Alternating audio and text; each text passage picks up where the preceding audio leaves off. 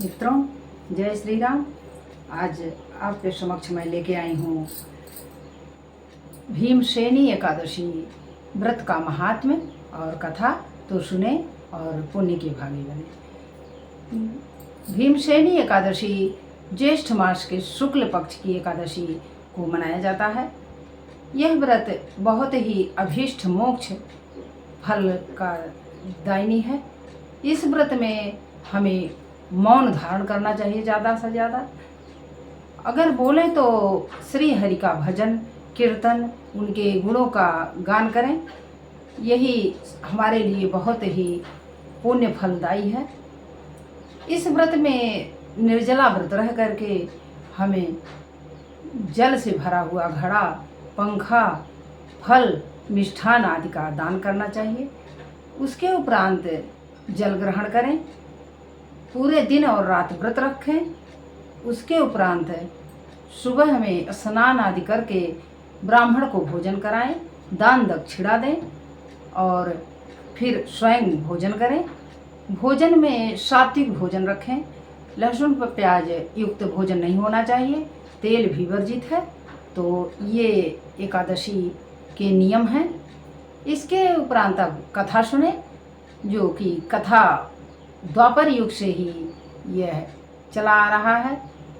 इस कथा में भगवान कृष्ण और भीमसेन का संवाद है। पांडव में जो भीम थे, भीम जी बहुत ही उदर के उनकी क्षुधा नहीं भर पाती थी। वो व्रत नहीं रख पाते थे, अपनी भूख को शांत नहीं रख पाते थे। इसलिए वो व्रत उपवास नहीं कर पाते थे। उनका पूरा परिवार एकादशी का व्रत रहता। कुंती माँ रहती, पांचों भाई खुद रहते, लेकिन वो नहीं कर पाते थे। इसी कारण एक बार भगवान कृष्ण उनके घर आए। तो एकादशी का दिन था। उन्होंने पूछा कि माधव, मेरा क्या होगा? मैं कैसे उद्धार होऊंगा इस संसार से? मुझे मोक्ष की प्राप्ति कैसे होगी?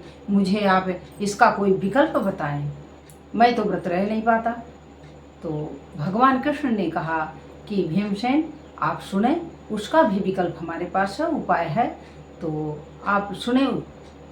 भगवान कृष्ण ने बताया कि इस का उपाय यही है कि आप ज्येष्ठ मास के शुक्ल पक्ष की एकादशी का व्रत साल में एक ही बार अगर रह जाते हैं और उसका नियम पालन करते हैं तो आपको पूरे 24 एकादशी का फल मिल जाता है। आप इसमें निर्जल व्रत रहें, स्नान दान करें, जल और फल और पंखा का दान करें, ब्राह्मण को फलाहार कराएं, भोजन कराएं सुबह, और उसके बाद दान दक्षिणा देकर विदा करें। अगर आप समर्पण श्रद्धा भाव से यह व्रत करते हैं तो आप बिल्कुल पुण्य के भागी हैं। तो ये तभी से यह व्रत जो है हम लोग करते आ रहे हैं। द्वापर युग से ही यह व्रत का नियम और यही कथा है। इसीलिए उन्हीं भीमसेन के नाम पर यह भीमसेनी एकादशी कही गई। भीमसेनी एकादशी बहुत ही पुण्य फलदायी है, हमें भी करना चाहिए। तो आप करें और पुण्य के भागी बने। जय श्री राम।